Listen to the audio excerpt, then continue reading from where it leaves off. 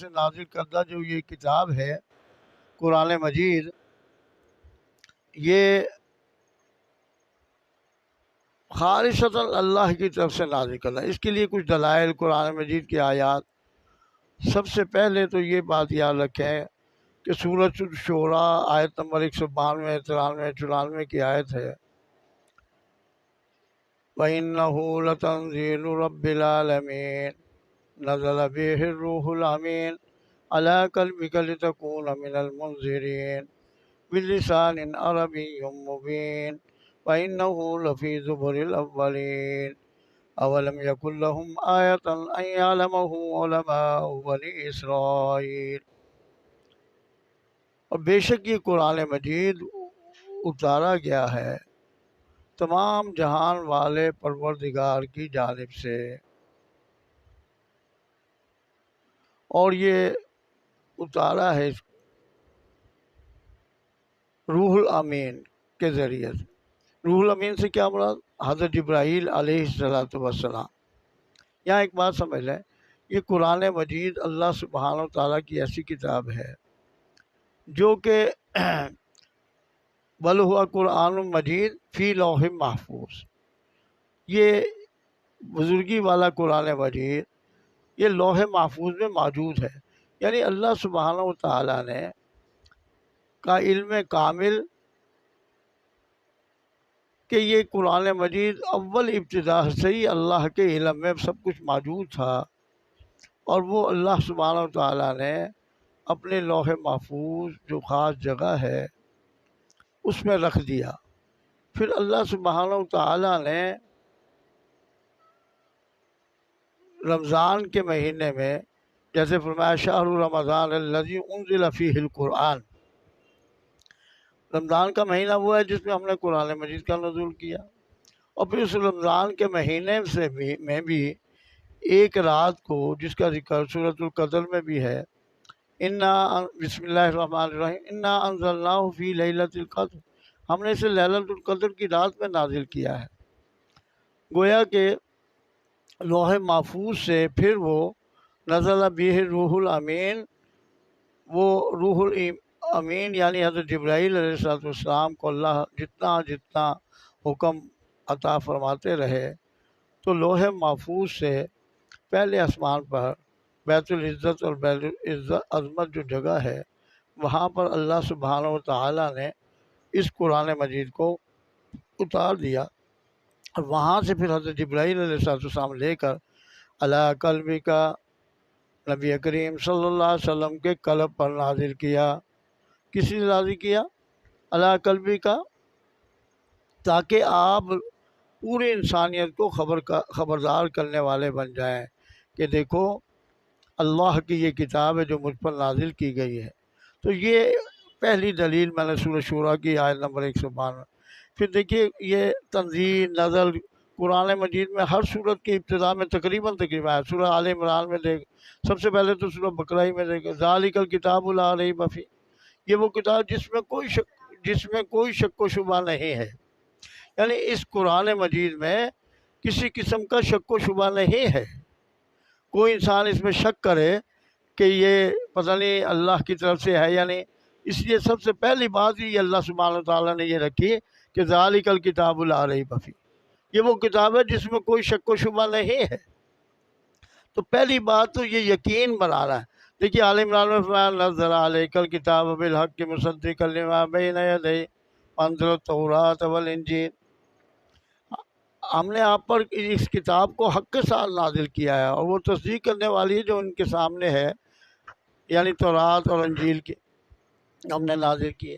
اسی طرح دیکھیے سورہ الاعراف میں فرمایا کتاب انزلناہ الیک، اس طرح سورہ یوسف میں فرمایا انا انزلناہ قرآنا عربیا لعلکم تعقلون، اسی طرح فرمایا سورہ قدر دخان میں انا انزلناہ فی لیلۃ مبارکۃ انا کنا منذرین۔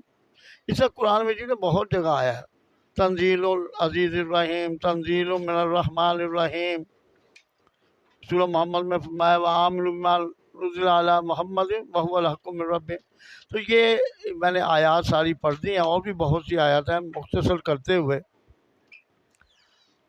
کہ پھر اللہ سبحانہ و تعالیٰ نے اس بات پر دعویٰ کیا کہ دیکھو اگر تمہیں شک ہو، اس کتاب میں تو کوئی شک نہیں ہے، لیکن اگر تمہیں شک ہے، جیسے فرمایا وَإِن كُنتُمْ فِي رَيْبٍ مِّمَّا نَزَّلْنَا عَلَىٰ عَبْدِنَا فَأْتُوا بِسُورَةٍ مِّن مِّثْلِهِ، اگر تمہیں شک ہو اس کے نازل کردہ قرآن مجید میں جو ہم نے نازل کیا اپنے بندے صلی اللہ علیہ وسلم پر، تو پھر اللہ سبحانہ و تعالیٰ نے دعویٰ کیا کہ پھر ایک صورت ہی لے آؤ بھائی، جیسے فاتو بصورت مثلی، اور سب کو بلا لو، ساری کائنات ساری مخلوق کو جمع کر لو،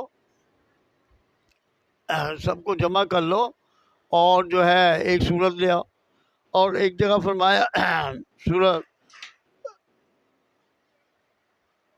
یونس میں آیت نمبر جو ہے وہ 38 میں فاتو بصورت مثلی ہی، ایک اس جیسی صورت لیا۔ سورہ ہود میں فرمایا فاتو بعشر صورت، 10 صورتیں لیا۔ سورہ بنی اسرائیل جو ہے آیت نمبر 88 میں فرمایا کل ان اجتماعت الانس والجن، اے نبی صلی اللہ علیہ وسلم فرماتے تمام انسان و جن جمع ہو جائے، اس جیسا قرآن لے آئے۔ تو یہ دعویٰ آج تک 1500 سال ہونے کے قریب ہو گئے قرآن کے نازل ہونے کے بعد، آج تک کسی ایک شخص نے، کسی ایک قوم نے، کسی ایک مذہب نے اس دعوے کو قبول نہیں کیا، اور نہ اس چیلنج کو کوئی قبول کر سکتا ہے۔ اس سے اللہ سبحانہ و تعالیٰ سورہ بقرہ میں شروع میں ہی فرما دیا کہ اگر تمہیں شک ہو تو اس جیسے ایک سورت لے آؤ، لیکن تم یہ کر نہیں سکو گے، فَإِن لَمْ تَفْعَلُوا، اگر تم نہ کر سکو، پھر آگے خود ہی جواب دے رہے اللہ نے وَلَن تَفْعَلُوا، ولن عربی زبان میں تاکید کے لیے آتا ہے کہ تم ہرگز نہیں کر سکتے یہ کام۔ تو اس سے ثابت ہوا، یہ بات ثابت ہو گئی کہ یہ قرآن مجید اللہ سبحانہ و تعالیٰ کی طرف سے نازل کردہ ہے آپ صلی اللہ علیہ وآلہ وسلم پر۔ اس لیے یہ سب سے پہلا یہ یقین ہوگا تو بات آگے چلے گی۔ پھر انسان اس کی ایک ایک بات پر ایسا یقین کرے گا کہ انسان ہل نہیں سکے گا، جو قرآن کہتا ہے ٹھیک ہے۔ اسی اللہ سبحانہ و تعالیٰ فرمایا فَبِأَيِّ حَدِيثٍ بَعْدَهُ يُؤْمِنُونَ، سورہ مرسلات کے آخری آیت۔ اب کون سی ایسی بات ہے جس پر تم ایمان لاؤ گے؟ اس کے علاوہ اور کیا چیز ہے؟ اتنا بڑا ہم نے چیلنج کرنے کے باوجود پھر آج تک ایک لفظ زبر زیر پیش تبدیل نہیں ہوا، ویسے کا ویسا ہی ہے۔ اب میں دوسری بات اس میں جو ہے، اسی اللہ سبحانہ و تعالیٰ نے عام حالات میں فرما دیا کہ یہ قرآن مجید ھدی للمتقین ہے، متقین کے لیے ہدایت ہے، اور پھر خاص طور پر فرما دیا بنو نوع انسان کے لیے ہدایت ہے، ھدی للناس ہے، یہ بھی سورہ بقرہ کی آیت ہے، ھدی للناس بھی، اور شہر رمضان الذی انزل فیہ القرآن ھدی للناس، یہ ہم نے نازل کیا ہے قرآن مجید کو رمضان کے مہینے میں، یہ تمام بنو نوع انسان کے لیے ہدایت ہے۔ تو ہدایت ہی سب سے اعلیٰ چیز ہے، اس کائنات میں سب سے قیمتی جو متاع ہے وہ ہدایت ہے۔ اس لیے دیکھیے ہم سورہ فاتحہ میں دعا مانگتے ہیں اہدنا الصراط المستقیم، تو ہدایت ہی سب چیز۔ ہدایت اگر مل جائے، ہدایت کا مطلب یہ نہیں ہے کہ آپ صرف آخرت کی ہدایت کی ہی تعلیم ہے، بلکہ دنیا میں بھی ہم اہدنا الصراط المستقیم میں پڑھیں گے کہ دنیا میں بھی انسان کو راہ چلنے کے لیے ہدایت کی ضرورت ہے۔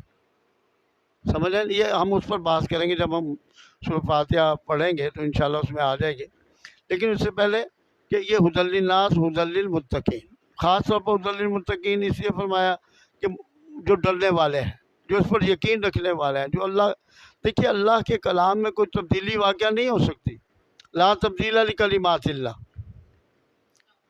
اللہ کے کلمات میں کوئی تبدیلی واقعہ نہیں ہو سکتی، جو قرآن میں کہہ دیا وہ ویسے ہی ہوگا، کبھی ہو ہی نہیں سکتا ویسے نہ ہو، کیونکہ اللہ کا کامل علم ہے، وہ ہر چیز کو جانتا ہے، علیم بذات صدور ہے۔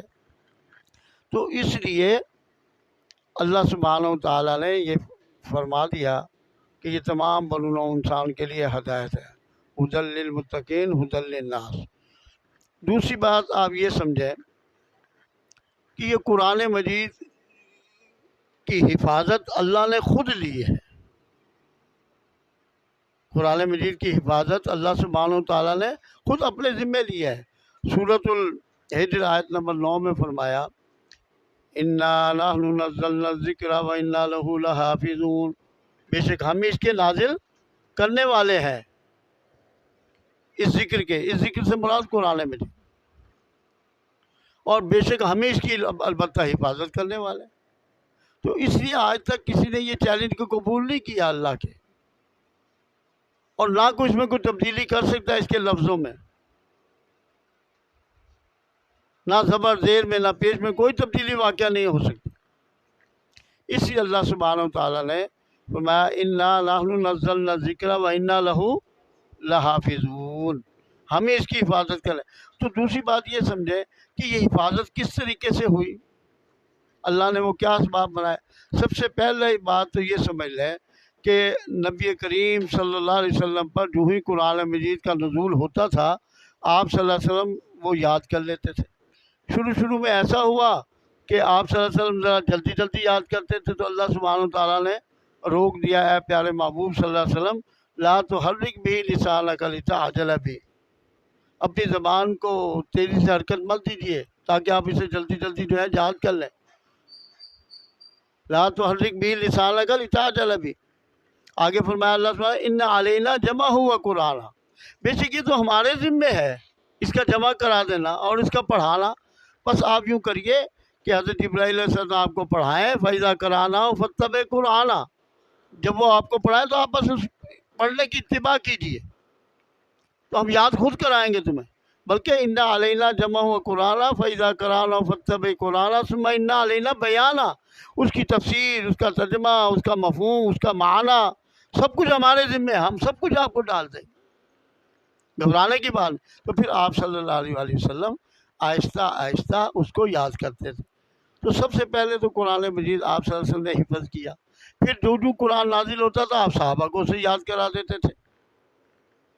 اس لیے ہر سال حضرت جبرائیل علیہ السلام رمضان المبارک میں تشریف فرما ہوتے اور روزانہ دور کرتے رمضان میں، قرآن سنتے بھی سناتے بھی، اور آخری جو آپ کا رمضان المبارک ہے اس میں 2 مرتبہ تشریف لائے۔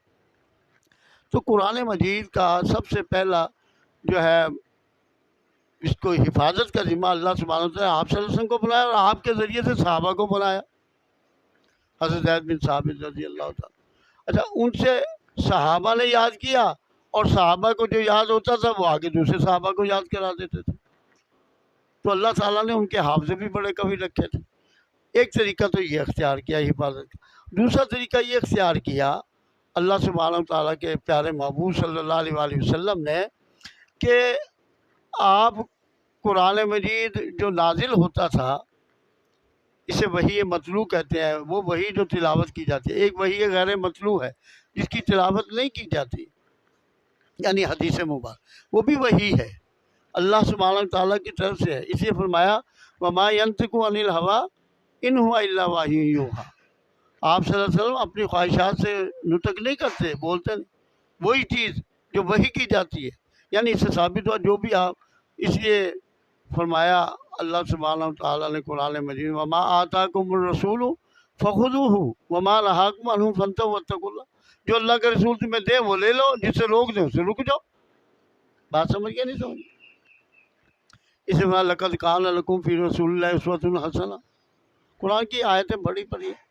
تو کہنے کا مقصد یہ ہے کہ دوسرا طریقہ آپ صلی اللہ علیہ وسلم نے یہ اختیار کیا کہ اپنے صحابہ میں سے چند صحابہ کو، جن کے نام میں آپ کی خدمت میں عرض کرتا ہوں، جن میں سب سے بڑھ کر حضرت زید بن ثابت رضی اللہ تعالیٰ عنہ، حضرت زید بن ثابت رضی اللہ تعالیٰ عنہ، پھر حضرت امیر معاویہ رضی اللہ عنہ، حضرت خالد بن ولید، حضرت زبیر بن عوام، حضرت ابی بن کعب وغیرہ، یہ جو نام میں آپ کو گنوائے ہیں، یہ جو ہے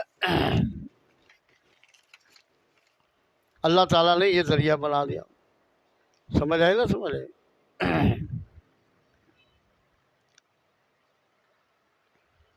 حضرت مغیرہ بن شعبہ، حضرت زبیر بن عوام رضی اللہ عنہ، پھر صحابیات میں سے آپ کی امہات المومنات حضرت عائشہ صدیقہ رضی اللہ تعالیٰ، حضرت حفصہ رضی اللہ تعالیٰ عنہ، حضرت سلمہ رضی اللہ تعالیٰ عنہ۔ تو ان صحابہ کو قرآن مجید جو ہے کتابت کرائی گئی، یہ لکھنا شروع کر۔ اور کیسے لکھتے تھے آپ کا سوال ہے بھی وہاں تو نہ کوئی کاغذ تھا نہ کوئی، تو ان بڑے بڑے درختوں کے پتے جو تھے ان پر لکھوا دیتے تھے، ہڈیوں پر، جانوروں کی ہڈیوں پر لکھوا دیتے تھے، پتھروں پر لکھوا دیتے تھے، کھجور کے خوشوں پر لکھوا دیتے تھے، اور اگر کوئی کاغذ مل جاتا تھا تو اس کاغذ پر بھی لکھوا دیتے تھے۔ تو یہ دوسرا طریقہ اختیار ہوا اس حفاظت کا، سمجھ آئے نا، سمجھ آئے۔ اب تھا آگے کہ حضور پاک صلی اللہ علیہ وسلم کے زمانے میں ہی پورا قرآن مجید آخری آیت جو سورہ میں نازل ہوئی، الیوم اکملت لکم دینکم واتممت علیکم نعمتی ورضیت لکم الاسلام دینا، تمام مکمل ہو گیا۔ آج کے دن ہم نے قرآن، یہ دین تمہارا مکمل کر دیا، یہ قرآن مکمل ہو گیا۔ تو آپ سب کی زندگی میں ہی پورا قرآن مکمل ہو گیا، اور پورا لکھوا بھی دیا گیا۔ یہ نہیں لکھوایا نہیں، یاد بھی کرایا اور لکھوا بھی دیا۔ یہ باتیں یاد رکھنا بہت ضروری ہے۔ جب تک اس تاریخ کو آپ ذہن میں نہیں رکھیں گے، اس وقت تک آپ کسی کو کچھ نہیں کہہ سکتے، وہ آپ پر 100 اعتراض کر سکتا ہے۔ لیکن میں نے وہ آیت پڑھ دی سورہ ہجر کی آیت نمبر 9، انا نحن نزلنا ذکر والی، تو انشاءاللہ تعالیٰ، کیونکہ قرآن ہے، یہ حق ہے، سچ ہے، اس میں کوئی غلطی نہیں۔ تو دوسرا طریقہ یہ اختیار کیا۔ تیسرا طریقہ کیا اختیار کیا کہ آپ صلی اللہ علیہ وآلہ وسلم کے زمانے میں تو یہ مکمل ہو گیا اور لکھوا دیا گیا۔ پھر حضرت ابوبکر صدیق رضی اللہ تعالیٰ عنہ کا دور آیا۔ جب حضرت ابوبکر صدیق رضی اللہ عنہ کا دور آیا تو معاملہ یہ ہوا کہ مسلمہ کذاب کے ساتھ، یہ جو جس نے جھوٹا نبوت کا دعویٰ کیا تھا، اس کے ساتھ اس جھوٹے نبوت کے دعویٰ کو ختم کرنے کے لیے جنگ ہوئی، جس کا نام ہے جنگ یمامہ۔ اس میں معاملہ یہ ہوا کہ تقریباً 1400 صحابہ شہید ہوئے، ان میں سے 700 صحابہ تقریباً، جو میرے علم میں ہے، ابھی تک کمی بیشی ہو سکتی ہے، 700 حفاظ صحابہ کرام جو ہے وہ شہید ہو گئے۔ تو حضرت عمر فاروق رضی اللہ تعالیٰ نے حضرت ابوبکر صدیق رضی اللہ تعالیٰ سے عرض کی کہ امیر المومنین، خلیفۃ الرسول، اصل بات یہ ہے کہ یہ تو اتنے صحابہ شہید ہو گئے ہیں، اگر ایسا ہی معاملہ ہوتا رہا تو یہ تو قرآن پھر نافذ ہو جائے گا، کسی کے پاس ہوگا، پتہ نہیں وہ کہاں چلے گئے صحابہ، یہ تو بڑا مشکل۔ تو یوں کوشش کریں کہ آپ اسے لکھوا دیں۔ پہلے تو ابوبکر صدیق رضی اللہ تعالیٰ عنہ تھوڑے سے گھبرائے کہ یہ وہ میں کام کیسے کروں کہ جو آپ سے نہیں کیا، لیکن آپ کو اللہ سبحانہ و تعالیٰ نے آپ کو دل کو مطمئن کر دیا۔ کن کو؟ ابوبکر رضی اللہ عنہ کے دل کو۔ انہوں نے حامی بھر لی، ٹھیک ہے کہ میں یہ کر دیں کچھ کام شروع۔ تو آپ نے حضرت زید بن ثابت رضی اللہ تعالیٰ کو بلایا اور فرمایا کہ ابھی یہ کام کرنا ہے، آپ تو قرآن کے حافظ ہیں اور کاتب وحی بھی تھے، سمجھ آئی نہ سمجھ آئی، تو لہٰذا یہ کام وہ فرمایا کرتے تھے کہ یہ جو مجھے کام دیا گیا ہے نا، اگر مجھے یہ کام دیا جاتا نا کہ یہ اس پہاڑ کو توڑ کر دوسری جگہ ڈال دو، تو میں وہ کرنا میرے لیے آسان ہوتا بنسبت اس کے کہ یہ قرآن کو جمع کر کے اور ان کو تحریر کر لینا۔ سمجھ آ گئی بات؟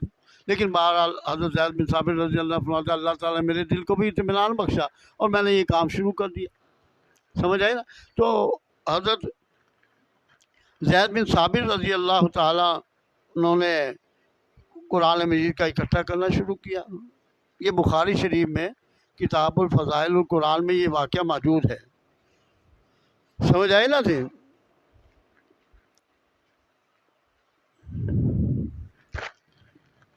اب یہ نسخہ حضرت ابوبکر صدیق رضی اللہ تعالیٰ نے لکھوا دیا، یعنی ایک مصحف میں یہ جمع ہو گیا۔ اب یہ حضرت عمر فاروق رضی اللہ تعالیٰ کا زمانہ آیا، بات سمجھے؟ پھر وہ نسخہ جو تھا وہ حضرت عمر کے پاس آ گیا۔ حضرت عمر کی شہادت کے بعد یہ نسخہ آپ کی بیٹی یعنی حضور پاک صلی اللہ علیہ وسلم کی زوجہ محترمہ حضرت ام حفصہ رضی اللہ تعالیٰ عنہا کے پاس یہ آ گیا۔ حضرت عمر تک تو یہی ایک نسخہ رہا جو ابوبکر رضی اللہ تعالیٰ کے زمانے میں لکھا۔ اچھا، وہ لکھا ایسا ہوتا تھا بغیر نقطوں کے، بغیر اعراب اور بغیر نقطوں کے۔ اب حضرت زمانہ آیا خلافت کا حضرت عثمان غنی رضی اللہ تعالیٰ عنہ کا۔ تو حضرت عثمان غنی رضی اللہ تعالیٰ عنہ کے زمانے میں حضرت حذیفہ بن یمان رضی اللہ تعالیٰ عنہ ایک جگہ گورنر تھے، تو وہاں کوئی ایسا معاملہ ہوا۔ اصل میں ایک بات یہاں ذرا تھوڑی سی معمولی سی باریکی سے سمجھ لیں، عربی زبان ہو یا کوئی بھی زبان ہو، اردو لے لیں آپ، پنجابی لے لیں، یہ علاقوں کی دوری کی وجہ سے لہجوں میں فرق پڑ جاتا ہے۔ پشتو بھی دیکھ لیں، کوئی بھی زبان لیں، اسی طرح عربی زبان بھی مختلف علاقوں کی وجہ سے، مطلب یمن کا ایک علاقہ ہے، شام ہے، عراق ہے، کوفہ ہے، بصرہ وغیرہ وغیرہ، وہاں سے جو لوگ، تو وہ اپنی زبانوں کی جو عربی تھی اس لہجوں میں اپنی اپنی لہجوں میں پڑھ، جیسے کوئی سرائکی ہے، سرائکی زبان میں اپنی بولی بولے گا، ہوگی وہی بات لیکن اپنی زبان میں بولے گا، اردو والا اردو، پنجابی والا وہی بات اپنی پنجابی میں بولے گا، تو اپنے لہجوں میں وہ عربی میں گویا کہ ساتھ قراتیں میں قرآن مجید پڑھنے جانے لگا۔ اب ہر جو علاقے، مثلا میں ایک مثال دے کر سمجھاتا ہوں، آپ کو سمجھ آ رہا ہے کہ لہجے میں جملہ ایک ہی ہوتا ہے لیکن لہجے سے معنی تبدیل ہو جاتے ہیں۔ مثلا کیسے، ایک مثال دے کر سمجھاتا ہوں آپ کو۔ مثلا کہا جاتا ہے کیا بات ہے، یہ استفہامیہ ہے، کیا بات ہے، اور اگر اسی کیا بات کو یوں کہیں کیا بات ہے تو اس سے کیا ہوگا کہ یہ اب استفہامیہ نہیں رہا، یہ جھگڑے والا ایک جملہ بول دیا گیا۔ اور تیسرا تعجب اور حیرانگی کے لیے بھی بولا جاتا ہے یہی لفظ، مثلا کیا بات ہے، یعنی خوشی کے انداز، کیا بات ہے۔ اب دیکھو ہے ایک ہی جملہ، کیا بات ہے، کیا بات، لہجے میں معنی کی تبدیلی واقع ہوگا۔ اب وہاں بھی یہی معاملہ ہوا۔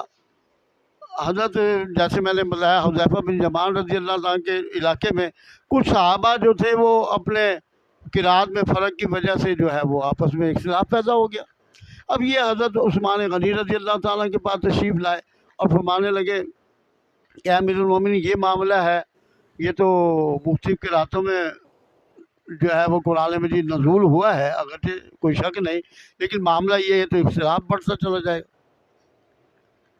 تو آپ نے پھر سوچا کہ ان 7 قراتوں میں سے بھی جو ایک قرات میں جو ہے وہ قرآن مجید کو جمع کر دیا جائے۔ تو آپ نے پھر یہ حضرت عثمان غنی رضی اللہ تعالیٰ کے زمانے میں یہ نہیں ہوئی کہ کتابت تو حضرت ابوبکر صدیق کے زمانے میں بلکہ آپ صلی اللہ علیہ وسلم کے زمانے میں ہو گئی، لیکن اس کو جمع کر دیا حضرت ابوبکر صدیق رضی۔ پھر اس کو جو مختلف قراتوں میں تھا وہ حضرت عثمان غنی رضی اللہ تعالیٰ عنہ کے دور میں جو ہے وہ جو ہے ایک قرات میں جمع، اور اس کے 7 نسخے بنا دیے گئے۔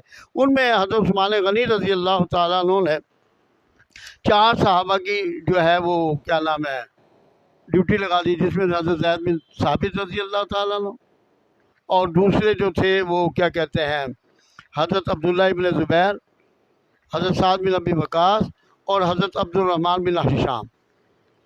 انہوں نے وہ جو 7 وہ تھے کیا نام ہے قراتوں میں، اب ان کے ان 7 کو ایک میں جمع کر کے ان کے 7 نسخے بنا دیے اور 7 ملکوں میں بھیج دیے، مثلا مکہ معظمہ میں ایک، مدینہ منورہ میں ایک، اور شام میں، یمن میں، کوفہ میں، بصرہ میں اور بحرین میں۔ یہ 7 جگہوں پر جو ہے یہ 7 نسخے ایک ہی بنا کر بغیر نقطوں کے، بغیر اعراب کے، مثلا یہ لفظ ہے نون شروحا، اب یہ نن شروحا بھی ہے، نون شروحا بھی ہے، لیکن آپ نے بغیر نقطوں کے جو ہے یہ نون پر نقطہ نہیں، شین پر نقطہ نہیں، زا پر نقطہ نہیں، ایسے بنا کر۔ تو یہ حضرت عثمان غنی رضی اللہ تعالیٰ کے دور میں یہ ایسا ایک مصحف جو ہے وہ بن گیا اور 7 علاقوں میں، ملکوں میں یہ بھیج دیا گیا۔ اب جو قرات ہوتی تھی اسی کے مطابق ہوتی تھی، مصحف عثمانی رضی اللہ تعالیٰ کے۔ پھر یہ ہوا 2 روایتیں ہیں۔ ایک روایت تو یہ ہے کہ حضرت علی رضی اللہ تعالیٰ عنہ نے حضرت ابو الاسعدی دوئلی رحمۃ اللہ علیہ، جو حضرت علی کے زمانے میں جنہوں نے آپ نے نحو پڑھی ہے، اور نحو میں وہ آپ نے وہ واقعہ پڑھا ہوگا کہ حضرت عمر فاروق رضی اللہ عنہ کے پاس ایک شخص آیا، اس نے پڑھا ان اللہ بریء من المشرکین ورسول، اس نے اعراب کو غلط پڑھا اور معنی تبدیل ہو گیا۔ بے شک اللہ بری ہے مشرکین سے اور رسول سے، دیکھو نا کتنا فرق پڑ گیا. حالانکہ وہ رسول ہوں، ان اللہ بری من المشرکین و رسول ہوں سے پڑھ دیا تو ہے ان اللہ بری من المشرکین و رسول، یعنی اللہ اور اس کا رسول بری ہے مشرکین سے. لیکن اب اعراب سے یہ جو ہے معنی میں فرق پڑ گیا. تو اس لیے ایک روایت تو یہ ہے کہ حضرت علی رضی اللہ تعالیٰ عنہ نے حضرت کیا نام ہے ابو الاسود دہلوی رحمۃ اللہ علیہ کے ذریعے سے جو ہے یہ اعراب لگوائے. اور دوسری روایت یہ ہے کہ حجاج بن یوسف نے یحییٰ بن یعمر اور نصر بن عاصم یا لیثی رحمۃ اللہ علیہ سے یہ کام کروایا، حجاج بن یوسف. اور یہی روایت زیادہ مشہور ہے عوام. حجاج بن یوسف پہلے اسود دہلوی رحمہ اللہ تعالیٰ کے ذریعے سے ایک روایت، دوسری روایت، اور یہ حجاج بن یوسف والی روایت جو ہے وہ زیادہ عوام میں مشہور ہے. واللہ عالم. بہرحال دونوں نے، ہو سکتا ہے انہوں نے بھی کام کرایا ہو اس زمانے میں بھی، حضرت علی رضی اللہ اور حجاج بن یوسف نے اس کو مکمل اور کر دیا. کوئی چھوٹی موٹی کمی کوتاہی رہ گئی ہوگی تو اسے اور مکمل کر دیا. اب یہ آپ نے سمجھ لیا کہ حفاظت کا قرآن مجید کا اللہ. اور تیسرا ذریعہ اللہ تعالیٰ نے حفظ کے ذریعے سے اس امت میں جو ہے وہ قرآن کی حفاظت. اب چھوٹے چھوٹے بچوں کو دیکھتے، 7 سال کا بچہ قرآن کا حافظ، 9 سال تو 10 سال تو عام ہے نا، تو 7 سال کا بچے کی کیا وہ، اور ایسا پکا قرآن مجید پورا قرآن سن لو. اب روس میں قرآن مجید پر پابندی لگا دی گئی تھی، کوئی حفظ نہیں کرے گا، کوئی نازا نہیں پڑے گا. لوگ چپکے سے پڑھتے تھے، بچوں کو یاد کرا دیتے تھے. الحمدللہ وہاں نظام چلتا رہا. تو یہ اللہ نے اپنے ذمے لیا ہے، اسے انا نحن نزلنا الذکر و انا لہ لحافظون. اب تیسری بات یہ سمجھے کہ فضائل قرآن، تیسری بات جو بنیادی ہے وہ فضائل قرآن ہے. ایک حدیث ہے، حدیثیں تو بہت ہیں. ان عثمان ابن عفان رضی اللہ تعالیٰ عنہ قال قال رسول اللہ صلی اللہ علیہ وسلم، مشہور حدیث ہے بخاری شریف، خیرکم من تعلم القرآن وعلمہ، تم میں سب سے بہترین وہ لوگ ہیں جو خود قرآن سیکھیں اور دوسروں کو سکھائیں.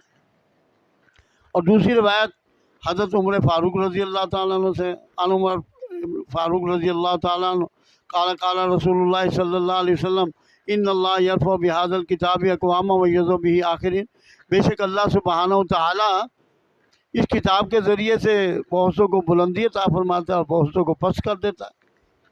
اسی طرح حضرت عائشہ رضی اللہ تعالیٰ عنہ سے بھی روایت ہے، الماہر بالقرآن مع سفرۃ الکرام بررہ، قرآن کا جو ماہر ہے وہ عزت والے جو لکھنے والے فرشتے ہیں بڑے، ان کے ساتھ ان کا جو ہے ساتھ ہوگا. اسی طرح ایک روایت ہے حضرت علی کی، ہے تو لمبی لیکن وہ میں پوری آپ کو سنا دیتا ہوں. اس کی تفصیل تو نہیں بیان کریں گے، بس ترجمہ ہو جائے گا. وہ آج کے دور کے اعتبار سے بھی وہ بہت اہم ہے. ان علی قال انی سمعت رسول اللہ صلی اللہ علیہ وسلم یقول، حضرت علی روایت کرتے ہیں کہ میں نے سنا رسول پاک صلی اللہ علیہ وآلہ وسلم سے یہ فرماتے ہوئے کہ انہا ستکون فتنۃ، بے شک ان قریب بہت سے فتنے رونما ہوں گے، بہت سے فتنے رونما ہوں گے. تو قلت، میں نے کہا، حضرت علی رضی اللہ عنہ فرماتے ہیں مل مخرج منہا یا رسول اللہ صلی اللہ علیہ وسلم، اے اللہ کے رسول اس فتنوں سے بچاؤ کا، نکلنے کا کیا راستہ ہے، کیا طریقہ کار ہو. دیکھیے حضرت علی رضی اللہ نے یہاں یہ سوال نہیں کیا کب آئیں گے، کون کون سے فتنے ہوں گے، کیسے ہوں گے، نہیں، نتھنگ، بلکہ عملی سوال کیا ہم اس سے کیسے بچ سکتے ہیں، کیا طریقہ کیا رہا ہے. ایسے آج کل فتنے چل رہے ہیں دنیا میں، آپ کے سامنے ہی ہے، اس کی تفصیل کا تو موقع نہیں ہے، سب کچھ آپ کو معلوم ہے. تو اس لیے فرمایا مل مخرج منہا یا رسول اللہ صلی اللہ علیہ وسلم، اللہ کے سو ہمیں بس نکلنے کا راستہ بتاؤ، ہم کیسے بچیں گے. اب جواب سننے والا ہے، جواب تو ہے صرف 2 لفظوں میں، لیکن اس 2 لفظوں کے بعد اس کی تشریح ہے.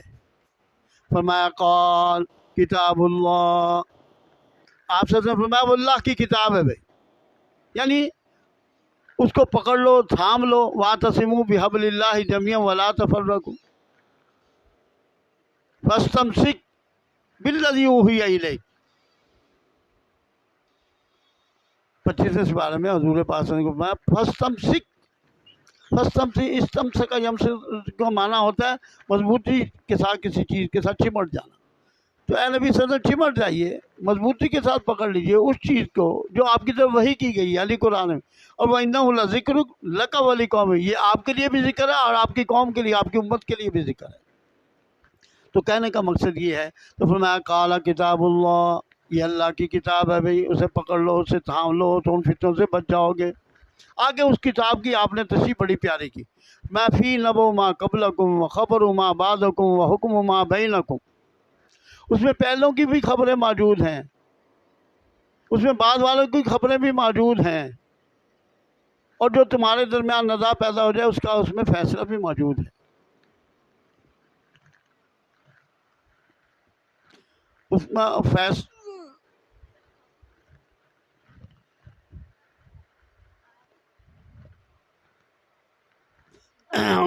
فیصلہ بھی فی نبو ما قبلکم و خبر ما بعدکم و حکم ما بینکم، تمہارے درمیان جو نزاع پیدا ہو جائے اس کا فیصلہ بھی موجود ہے۔ بات سمجھے تم؟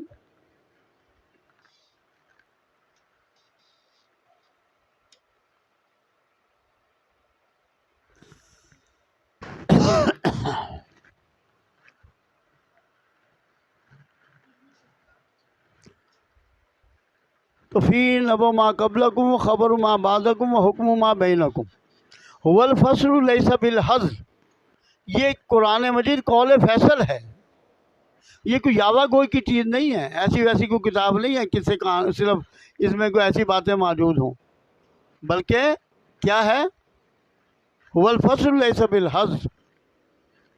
آگے فرمایا تین جملے ہیں، من ترکہ من جبار قسمہ اللہ، جس نے اس کو چھوڑا اللہ اسے پیس کر رکھ دے گا کسی سرکشی کی وجہ سے۔ من ترکہ من جبار قسمہ اللہ ومن ابتغى الہدی فی غیرہ اضلہ اللہ، جو اس کے علاوہ کہیں سے ہدایت اخذ کرنا چاہے گا اللہ اسے گمراہ کر دے گا۔ ومن ابتغى فی غیرہ اضلہ اللہ، فرمایا وَهُوَ حَبْلُ اللَّهِ الْمَتِينُ وَهُوَ الذِّكْرُ الْحَكِيمُ وَهُوَ الصِّرَاطُ الْمُسْتَقِيمُ، یہ اللہ کی مضبوط رسی ہے اور ذکر ہے اور صراط مستقیم ہے۔ بات سمجھے تم؟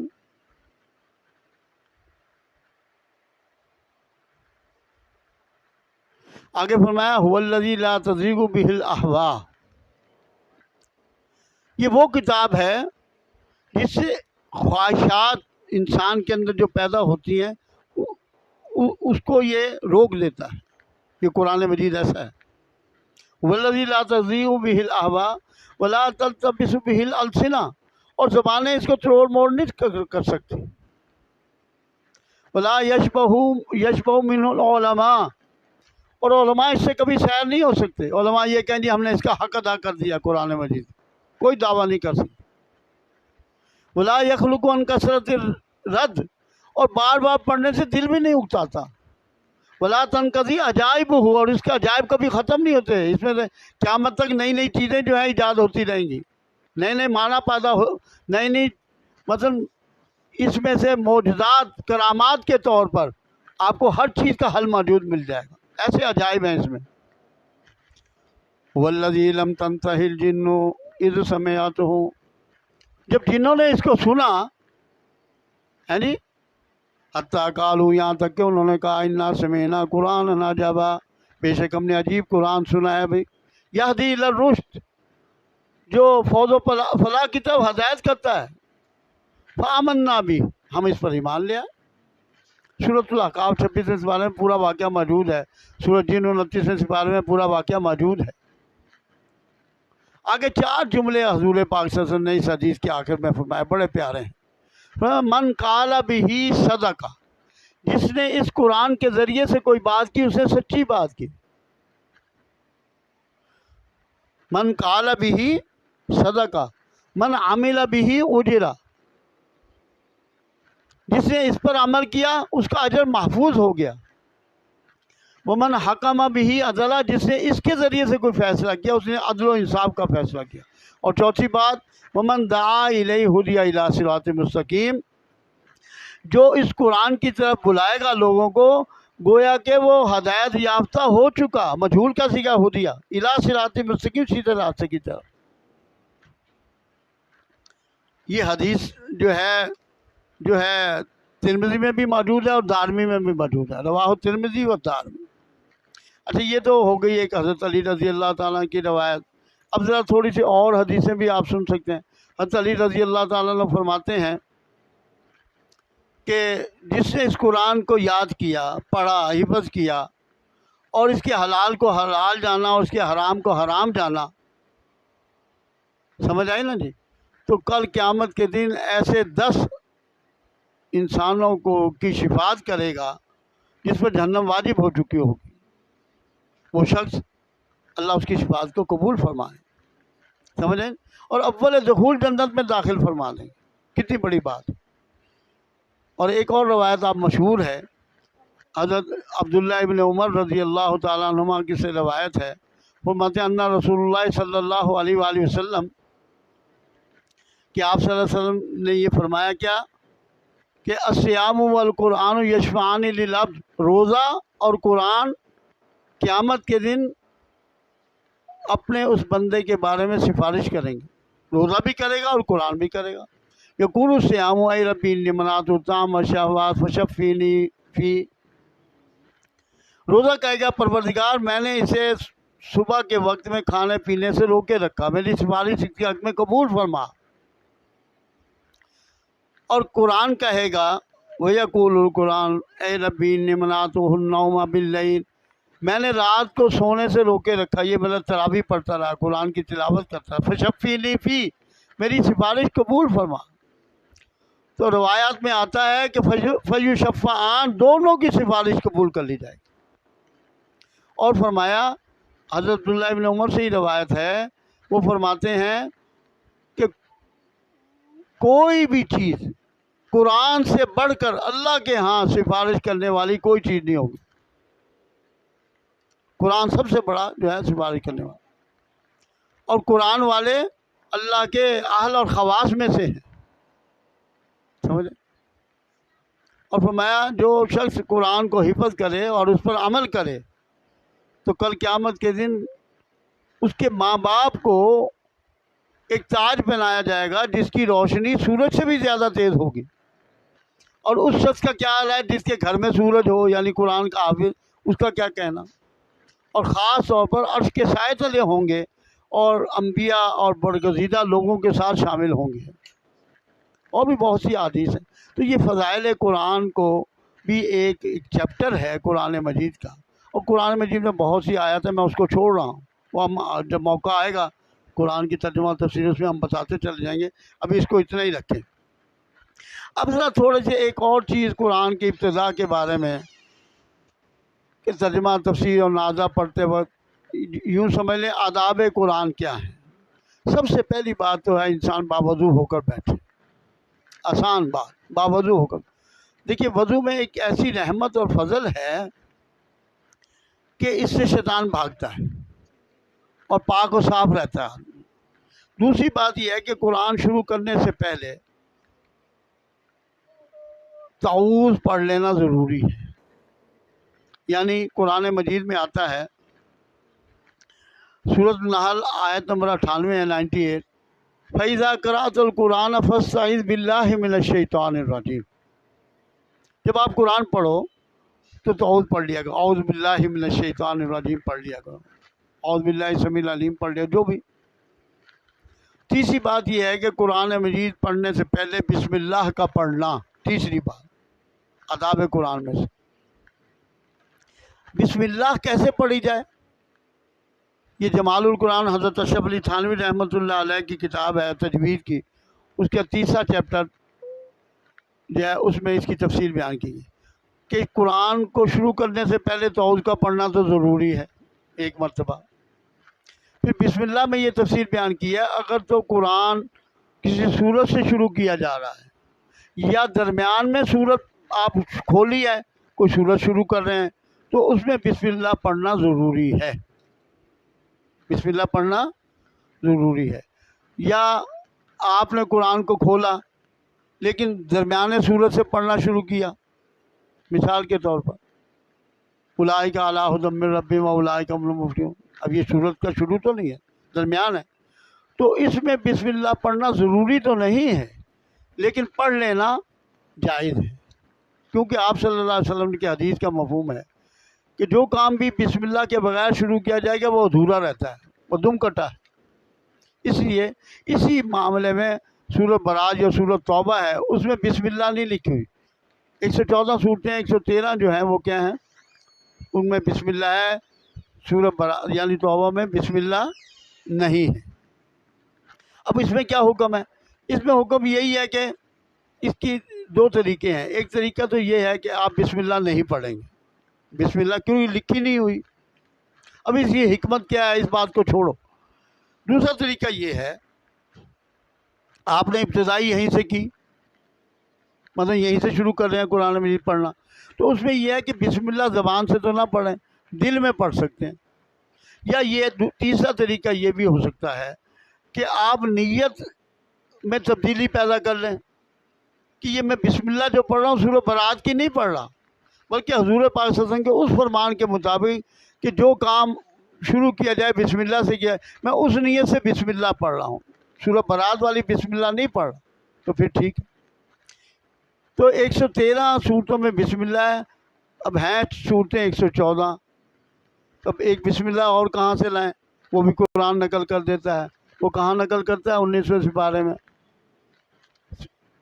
سورۃ نمل میں، انہ من سلیمان و انہ بسم اللہ الرحمن الرحیم، اللہ نے 114 بسم اللہ پورے کر ایک قرآن کے بیچ میں کر دی۔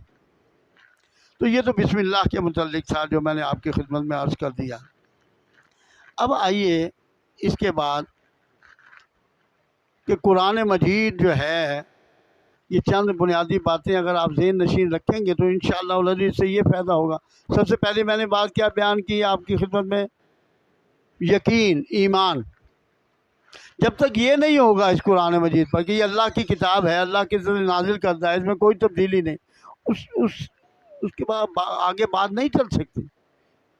اور پھر ایسا یقین ہو کہ جو قرآن میں لکھا ہوا ہے وہ ویسا ہی ہوگا۔ اب ہم اپنے ذہن ساختہ سے خود بنا کر ایک فلسفہ گھڑ لیں، کیا گھڑیں کہ یار چھڑانے والے چھڑا کر لے جائیں گے، وہ فلاں سفارشی کر لیں گے، عمل کچھ بھی نہ ہو۔ ایک میں مثال دے رہا ہوں سمجھانے کے لیے۔ اب قرآن مجید میں آتا ہے ویل للمطففین ویل لکل ہمزۃ لمزہ، اب ویل فرمایا حضور قرآن مجید، ویل ہے، ہلاکت ہے، تباہی ہے، بربادی ہے، اور حضور پاک صلی اللہ علیہ وسلم نے فرمایا ویل جہنم کی وادیوں میں سے ایک وادی کا نام ہے جس سے جہنم بھی پناہ مانگتی ہے، تو کم تولنے والوں کے لیے ان کے لیے ویل۔ اب جو کم تولتے ہیں اس کا مطلب انہیں قرآن پر یقین ہونا چاہیے کہ بھی میرے لیے تو ہلاکت ہے۔ اب وہ جو دوسرے لوگ وہ کہتے ہیں نہیں کچھ نہیں ہوگا، فلاں کی یہ کر دو، فلاں کا یہ کر دو، فلاں کا وہ کر دو، اپنی خود ساختہ نظریہ بنا کر اس کو پیش کر کے اپنے آپ کو تسلی دے دیتے ہیں۔ تو اس کا مطلب یہ ہوا کہ قرآن پر یقین نہیں، قرآن مانتا ہے سب، یقین نہیں۔ یقین ہو تو کبھی بھی نہ جو ایسا کرے، کیوں؟ قرآن یہ کہہ رہا ہے، یہ ہے مضبوطی، قرآن جو کہہ رہا ہے ویسا ہی ہوگا، پھر وہ توبہ کرے گا، گناہوں کی معافی مانگے گا اور آئندہ سے۔ تو یہ میں کہہ رہا تھا پہلی بات تو یقین جب تک حاصل نہ ہو۔ اچھا اب آئیے آداب قرآن کے بعد قرآن مجید کے حقوق کیا ہیں ہم پر۔ نمبر ایک، سب سے پہلے یہی بات، ایمان اور یقین، اس قرآن پر ایمان اور یقین ہو، سمجھ آئے گی بات؟ دوسرا یہ ہے کہ ایمان اور یقین کے ساتھ اس پر عمل کیا جائے۔ تیسرا اس کا حق یہ ہے کہ اس کی قرأت کی جائے، اس کو پڑھا جائے، سمجھ آئے نا؟ سمجھ آئے، پڑھا جائے، اس پر تدبر کیا جائے، اس پر غور کیا جائے، اس بارے میں بھی باتیں اچھی طرح سمجھ لیں۔ دو باتیں، قرآن کی آیات یا دو قسم پر ہیں، ایک ہے تذکیر اور نصیحت کے اعتبار سے، تذکیر اور نصیحت کے اعتبار سے۔ یہ تذکیر اور نصیحت کے اعتبار سے جو آیات ہیں قرآن مجید میں، یہ قرآن مجید اس اعتبار سے نہایت ہی آسان ہے۔ آپ کہیں گے یہ کیسے کہہ دیا بھائی؟ اپنی طرف سے نہیں کہہ رہا۔ سورۃ القمر میں یہ آیتیں بار بار دہرا کر آئی ہے۔ کون سی بلا؟ وَلَقَدْ يَسَّرْنَا الْقُرْآنَ لِلذِّكْرِ فَهَلْ مِن مُدَّكِرٍ وَلَقَدْ يَسَّرْنَا الْقُرْآنَ لِلذِّكْرِ البتہ اس قرآن کو ہم نے نہایت ہی آسان نازل کر دیا ہے۔ کس کے اعتبار سے؟ نصیحت کے اعتبار سے، تذکیر کے۔ تو یہ تذکیر اور نصیحت کے اعتبار سے قرآن مجید نہایت، یہ ایک قسم ہے۔ دوسری قسم جو ہے وہ ہے احکام، قوانین، عقائد، مسائل کا استنباط کرنا۔ یہ اس اعتبار سے یہ کام عام آدمی کا نہیں ہے، یہ آسان کام نہیں۔ اس کے لیے تو مجددین کیا کہتے ہیں، مجتہدین کی ضرورت ہے، علماء فضلاء کی ضرورت ہے جو اس کا علم رکھتے ہوں، سمجھ لیں، وہ اس کے احکام کو استنباط کر سکتے ہیں، جیسا کہ ہمارے ائمہ مجتہدین نے کی۔ بات سمجھیں سن؟ اس کے لیے دیکھیے، ایک میں مثال دے کر سمجھاتا ہوں، آپ کو سمجھ آ جائے گی۔ مثال یہ ہے کہ دیکھیے، اگر کوئی ڈاکٹر ہے، انجینئر ہے، پی ایچ ڈی ہے، کوئی بھی کسی فیلڈ میں ہے، اب اس کی کتابیں بھی بنی ہوئی ہیں، ڈاکٹری کی بھی ہے، انجینئرنگ کے۔ اب وہ انگلش والے جو انگلش جانتے ہیں وہ انگلش میں پڑھ بھی سکتے ہیں، نہیں پڑھ سکتے، لیکن کیا وہ پڑھ کر ڈاکٹر بن جائیں گے؟ کیا وہ پڑھ کر انجینئر بن جائیں گے؟ پڑھ تو سکتے ہیں وہ۔ اسی طرح قرآن مجید پڑھ تو سکتا ہے عام آدمی، لیکن اسے سمجھنا وہی سمجھے گا جو اس کا جاننے والا ہے، اور جاننے کے لیے عام اصطلاح میں کچھ علوم کی ضرورت ہے۔ عام اصطلاح میں جو آج کل کی اصطلاح میں استعمال کی جاتی ہے اسے ہم درس نظامی کہتے ہیں، یا 15 علوم کا جاننا ہے۔ صحابہ میں یہ چیزیں نہیں تھی، وہ تو خود عالم تھے، خود حضور پاک صلی اللہ علیہ وسلم موجود تھے صحابہ، لیکن ہم جیسے آج کے دور کے لیے ہر کوئی اس کی تفسیر نہیں کر سکتا۔ میری بات یاد رکھیں، عام آدمی کہہ جی میں ترجمہ پڑھ لوں اور تفسیر کر لوں، ایسی بات نہیں۔ سمجھ آئی نہ سمجھے؟ اس تفسیر کی بھی دو قسمیں ہیں، یہ بھی سمجھ لیں۔ ایک تفسیر بالمعصور کہلاتی ہے، ایک تفسیر بالرائے کہلاتی ہے۔ تفسیر بالمعصور کسے کہتے ہیں؟ تفسیر بالمعصور یہ ہے کہ نمبر ایک، قرآن کی تفسیر قرآن سے، القرآن یفسر بعضہ بعضا، قرآن اپنی تفسیر بعض حصے کی بعض کے ساتھ کرتا ہے۔ نمبر دو، قرآن کی تفسیر نبی کریم صلی اللہ علیہ وسلم کی احادیث کے ذریعے سے، آپ کے اقوال کے ذریعے سے، آپ کی سنت کے ذریعے سے۔ وہ میں نے آج پہلے شروع میں سنا دی کہ ما ینطق عن الہویٰ ان ہوا الا وحی یوحیٰ، آپ خواہشات نفس سے نہیں نطق کرتے، وہی چیز بولتے ہیں جو وحی کی جاتی۔ اس لیے فرمایا اللہ سبحانہ وتعالیٰ نے وما آتاکم الرسول فخذوہ وما نہاکم عنہ فانتہوا واتقوا اللہ، جو اللہ کا رسول دے دیں وہ لے لو، جسے روک دیں روک دو۔ لقد کان لکم فی رسول اللہ اسوۃ حسنہ واطیعوا اللہ واطیعوا الرسول من یطع الرسول فقد اطاع اللہ وما كان لمؤمن ولا مؤمنة اذا قضى الله ورسوله امرا ان يكون لهم الخيار من امرهم ومن يعص الله ورسوله فقد ضل ضلالا مبینا۔ تو یہ وہ آیات قرآنیہ ہیں جو حضور پاک صلی اللہ علیہ وسلم پر ثابت کر رہی ہیں کہ جو آپ صلی اللہ علیہ وسلم تفسیر کریں گے اس سے بڑھ کر اور کیا تفسیر ہو سکتی۔ تو دوسرا طریقہ یہ ہے۔ تیسرا طریقہ یہ ہے کہ اقوال صحابہ رضوان اللہ تعالیٰ اجمعین، اور خصوصاً خلافت راشدہ، اس کے لیے حدیث موجود ہے، ترمذی شریف میں وہ حدیث ہے، اور اس حدیث کو امام ترمذی فرماتے ہیں وقال حدیث حسن صحیح، یہ حدیث صحیح ہے۔ اس حدیث کا بیچ میں سے ایک ٹکڑا ہے، فرمایا علیکم بسنتی وسنت الخلفاء الراشدین المہدیین وعضوا علیہا بالنواجذ، تم پر لازم ہے میری سنت اور تم پر لازم ہے خلفائے راشدین المہدیین کی سنت۔ وہ کون ہے؟ ابو بکر، عمر، عثمان و علی رضی اللہ تعالیٰ عنہم اجمعین۔ سمجھ آئی نا؟ 4 صحابہ، باقی سارے صحابہ ہی عدول ہیں، لیکن ان 4 صحابہ کا خاص طور پر ذکر فرما دیا۔ اور فرمایا ان کو مضبوط عزو علیہ بن نواجذ، نواجذ کہتے ہیں داڑھ کو، داڑھ سے کوئی چیز پکڑ لی جائے نا تو وہ چھوٹی تھی، تو ایسے مضبوطی سے پکڑ لو۔ تو تیسرا طریقہ کیا ہے؟ قرآن سے قرآن کی تفسیر، دوسرا حضور پاک صلی اللہ علیہ وسلم، تیسرا صحابہ، اور چوتھا ائمہ مجتہدین مفسرین۔ سمجھ آئی نا؟ سمجھ آئی؟ اور اس کی بھی حدیث ہمارے پاس موجود ہے، یہ آپ خطبہ میں، جمعہ کے خطبہ میں سنتے ہیں۔ سمجھ آئی نا؟ سمجھ آئی؟ اس میں حضور پاک صلی اللہ علیہ وسلم نے فرمایا خیر امتی کرنی ثم الذین یلونہم ثم الذین یلونہم، سب سے بہترین زمانہ میرا زمانہ، اس کے بعد میرے ساتھ جڑا ہوا یعنی صحابہ کے زمانہ، اور اس کے ساتھ صحابہ کے ساتھ تابعین کا زمانہ، تین زمانوں کو بہترین زمانے قرار دیا آپ صلی اللہ علیہ وسلم۔ تو چوتھی جگہ تفسیر کس کی جائے گی؟ تابعین کی تفسیر جو کی ہوگی، بہت تفاسیر لکھی گئی، سمجھ آ گئی؟ تو یہ ہے، اس کو کہتے ہیں تفسیر بالمعصور، اپنی طرف سے نہیں، اپنی رائے سے نہیں، میری بات یاد رکھنا۔ اچھا، دوسری تفسیر کا نام ہے تفسیر بالرائے۔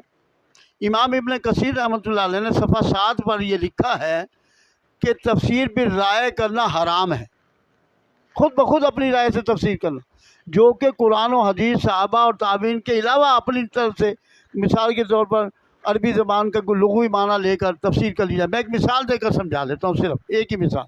مطلب الصلاۃ لفظ ہے، صلاۃ کے معنی دعا کے بھی آتے ہیں، صلاۃ کے معنی مغفرت کے بھی آتے ہیں، نسبت کرنے کے بھی۔ تو اور صلاۃ کے معنی کیا ہیں؟ شرعی، وہ نماز پڑھنا۔ سمجھ آئی نا؟ سمجھ آئی؟ اور حضور پاک صلی اللہ علیہ وسلم صلو کما رأیتمونی اصلی، تم نماز ایسے پڑھو جیسے مجھے نماز پڑھتے دیکھتے ہو۔ یعنی تو صلاۃ کا اصل معنی شرعی کیا ہوگا؟ جیسے آپ صلی اللہ علیہ وسلم نماز۔ اب کوئی معنی یہ لے کر کہ صلاۃ کا معنی دعا ہے اور ہماری نماز تو دل کی نماز ہے، ہم تو دعا کر لیتے ہیں، تو یہ معنی لے کر اگر کوئی تفسیر کر لیتا ہے صلاۃ کی، تو بتائیے معتبر ہوگی؟ اسے کہتے ہیں تفسیر بالرائے۔ اس لیے منکرین حدیث جو ہیں، حدیث کا انکار کرنے والے، قرآن مجید میں سے یہ جو جتنے بھی گمراہ فرقے ہماری امت میں بنے ہیں، اس کی پہلا سبب یہی ہے کہ ہم قرآن کی تفسیر کو اپنی رائے سے کر کے اللہ کے رسول، صحابہ یا تابعین کی تفسیر کو چھوڑ کر اپنی جانب سے کوئی تفسیر کر کے اس کو دنیا کے سامنے پیش کر دیتے ہیں اور واہ واہ ہوتی ہے، حالانکہ یہ حرام ہے بالکل۔ ہاں، تفسیر بالرائے جو قرآن و حدیث اور اقوال صحابہ تابعین کے مطابق ہو، اور اپنے رائے سے اگر کوئی انسان اس کے مطابق بات کرتا ہے تو یہ جائز ہے۔ اس کا نام ہے تدبر القرآن۔ انسان تدبر کرتا ہے، غور و فکر کرتا ہے، اور پھر اسے جوڑتا ہے کہاں پر؟ ان تفاسیر کے ساتھ۔ تو یہ اس کی ممانعت نہیں ہے، وگرنہ ایسی تفسیر بالرائے جو کی جائے صرف اپنی عقل سے بغیر قرآن و حدیث کے، جو مفسرین کہتے ہیں کہ یہ باطل ہے۔ سمجھ آئی؟ سمجھ آ گئی بات کی نہیں سمجھ؟ اور اگر اپنی جانب سے کی جائے تو جہالت ہے اور حرام ہے، یہ میں نے آپ کی خدمت میں پہلے بتا دیا۔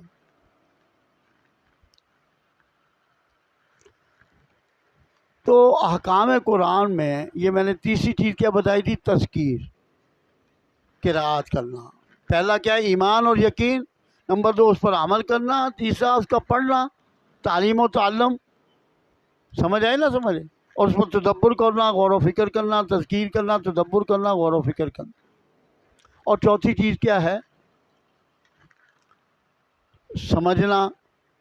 اب بعض یہ بھی دیکھیے ہمارے معاشرے میں آج کل کے دور کی بات کر رہا ہوں، جو عرب کا زمانہ تھا، عربی جانتے تھے ہر چیز، لیکن ہمارے اردو والے یا دوسرے ملکوں والے جو عربی نہیں سمجھتے، اب ایسا ایک گمراہ لوگوں نے اور دوسرے اسلام کے مخالف لوگوں نے ایک ایسی تدبیر اختیار کی کہ اس امت کو قرآن سے دور کر دیا جائے۔ اس امت کو کیا کر دیا جائے؟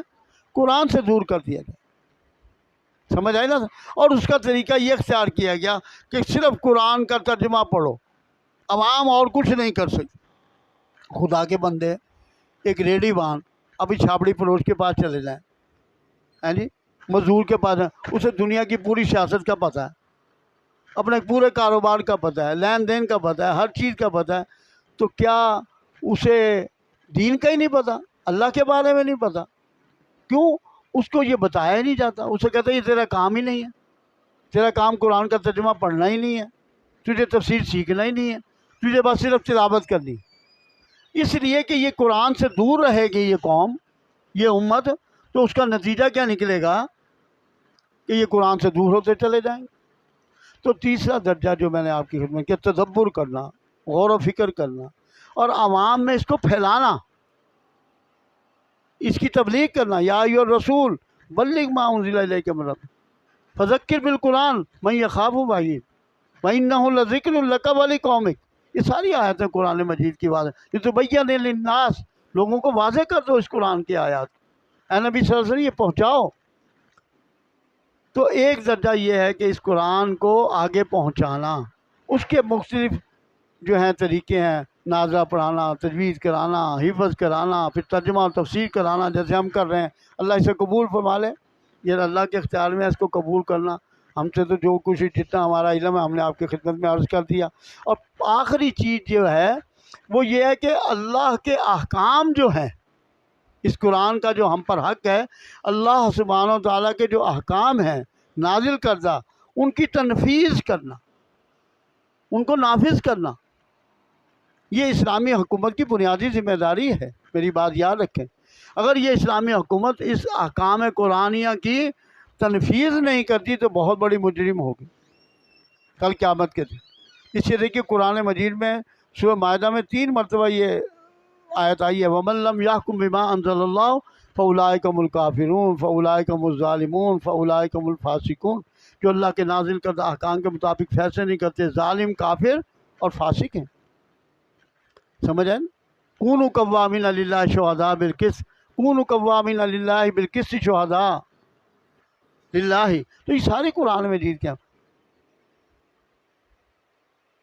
سمجھ آئی نا؟ سمجھ وہ امرت لأعدل بینکم، مجھے تو حکم ہوا کہ تمہارے درمیان عدل کروں. تو عدل کیسے ہو سکتا ہے جب تک اس کی تنفیذ نہ ہو؟ تنفیذ کا مطلب کیا ہے کہ احکام کو لاگو نہ کیا جائے. اور دوسری آج کی اصطلاح میں سمجھانے کے لیے آسانی سے آپ کو سمجھ آ جائے گی، شاید یہ لفظ کو سمجھ نہ آیا، مطلب اسلامی نظام کا قیام، خلافت کا نظام قیام ہے. یہ احکام کی تنفیذ ہے. خلافت کا قیام، خلافت کوئی یہ نہیں کہ خلیفہ بن گیا تو کوئی بہت بڑی کوئی چیز بن گئی، نہیں بھائی، وہ بھی خادم ہے. تو اللہ تعالیٰ ہمیں اس پر عمل کرنے کی توفیق عطا فرمائے. آج کا سبق ہمارا یہیں تک ہے کہ ٹائم بھی ہو گیا، تو اللہ تعالیٰ قبول و منظور فرمائے. آخر دعوانا الحمدللہ رب العالمین. پورا کرنا تھا نا ٹائم، بند کر دے بھائی.